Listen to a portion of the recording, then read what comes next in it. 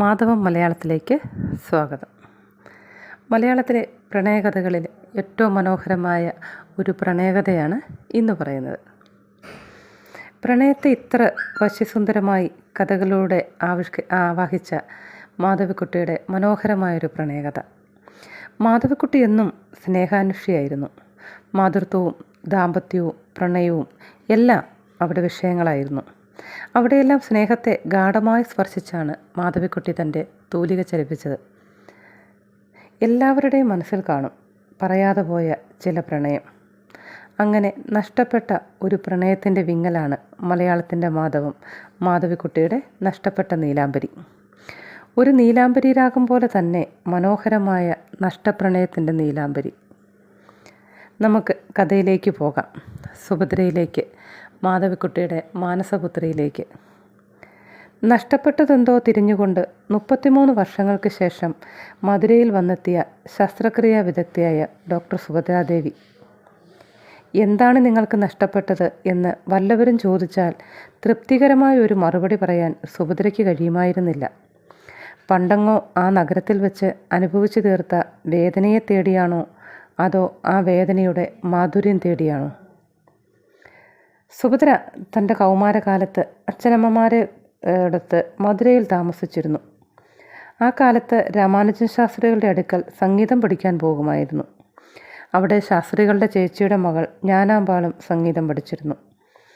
സുഭദ്രയ്ക്ക് ശാസ്ത്രികളോടുള്ള പ്രണയം മനസ്സിലാക്കിയ ജ്ഞാനം അവളെ പല രീതിയിലും താഴ്ത്തി സംസാരിക്കുമായിരുന്നു. ഒരിക്കൽ കണ്ണുരോഗ വിദഗ്ധനായ സുഭദ്രയുടെ അച്ഛൻ്റെ അരികിലേക്ക് ശാസ്ത്രികൾ തൻ്റെ വൃദ്ധയായ അമ്മയെ നേത്രചികിത്സയ്ക്കായി കൊണ്ടുപോകുന്നു. അത്രനാൾ വരെ ഭാഗവതർ വൃദ്ധനായിരിക്കുമെന്നാണ് സുഭദ്രയുടെ അച്ഛൻ ചിന്തിച്ചിരുന്നത്. എന്നാൽ പുരാണ ഇതിഹാസങ്ങളിൽ നിന്ന് എഴുന്നേറ്റ് വന്ന ഒരു പുരുഷകേസരിയാണ് ആ യുവാവ് എന്ന് സുഭദ്രയുടെ അച്ഛന് തോന്നി. ഈ കോമള ബ്രാഹ്മണൻ്റെ അടുത്തേക്കോ തൻ്റെ ഏകപുത്രി എല്ലാ വൈകുന്നേരവും യാത്ര ചെയ്തത്. അത് അച്ഛനിൽ അസ്വസ്ഥതകളുണ്ടാക്കി. സുഭദ്രയുടെ സംഗീത പഠനം അതോടെ നിലച്ചു. അവളെ മെഡിസിന് പഠിക്കാൻ അച്ഛൻ മദ്രാസിലേക്ക് അയക്കുന്നു. പക്ഷേ എങ്കിലും സുഭദ്രയുടെ മനസ്സിൽ ശാസ്ത്രികൾ ആലപിക്കുന്ന നീലാംബരിയുടെ അലകൾ തങ്ങി നിന്നു. സുഭദ്ര മെഡിസിൻ പഠനം പൂർത്തിയാക്കിയപ്പോൾ ശാസ്ത്രികൾ ജ്ഞാനാമ്പാളിനെ വിവാഹം ചെയ്തിരുന്നു. സുഭദ്രയെ അച്ഛൻ ധനവാനും വിദ്യാസമ്പന്നനുമായ ചന്ദ്രശേഖര മേനോന് കല്യാണം കഴിപ്പിച്ചു കൊടുക്കുകയും ചെയ്തു. എന്നാൽ അവൾക്ക് തൻ്റെ ഭർത്താവിനോട് നീതി പുലർത്തുവാൻ കഴിഞ്ഞില്ല.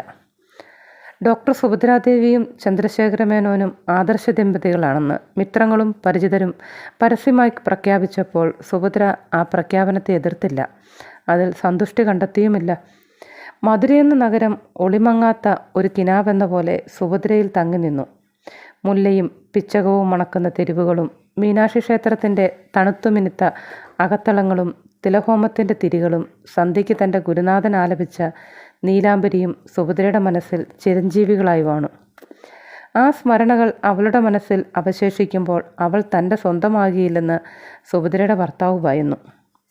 മധുരയെപ്പറ്റി സംസാരിക്കുമ്പോൾ സുഭദ്ര നീ മറ്റൊരാളായി മാറുന്നു എന്ന് അദ്ദേഹം പറഞ്ഞു. ശാസ്ത്രങ്ങളെക്കുറിച്ച് സുഭദ്ര അപൂർവമായി മാത്രം സംസാരിച്ചു. എന്നിട്ടും ആ ഗുരുശിഷ്യബന്ധത്തിൻ്റെ കറുത്ത നിഴൽ അവളുടെയും ഭർത്താവിൻ്റെയും നടുവിൽ വീണുകിടന്നു.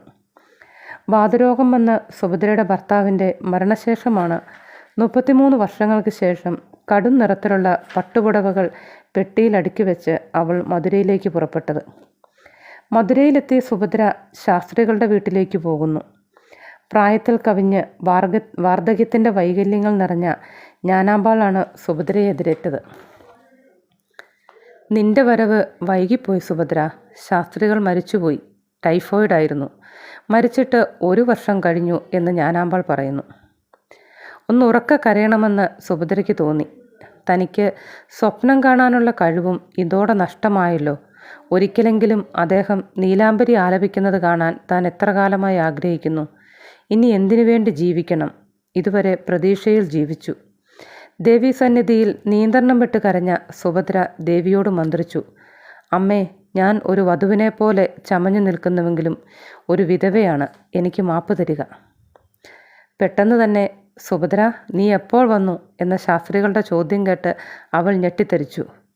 അങ്ങ് മരിച്ചുവെന്ന് ജ്ഞാനം പറഞ്ഞുവല്ലോ, സുഭദ്ര അറിയിച്ചു. ജ്ഞാനത്തിന് ഭ്രാന്താണ്, ഒരുപാട് ചികിത്സിച്ചു, ഒരു ഭേദവുമില്ല, ശാസ്ത്രികൾ സുഭദ്രയെ അറിയിക്കുന്നു. ശാസ്ത്രികളോടൊപ്പം എവിടെയെങ്കിലും പോയിരുന്ന് സംസാരിക്കണമെന്ന് സുഭദ്ര ആഗ്രഹിക്കുന്നു.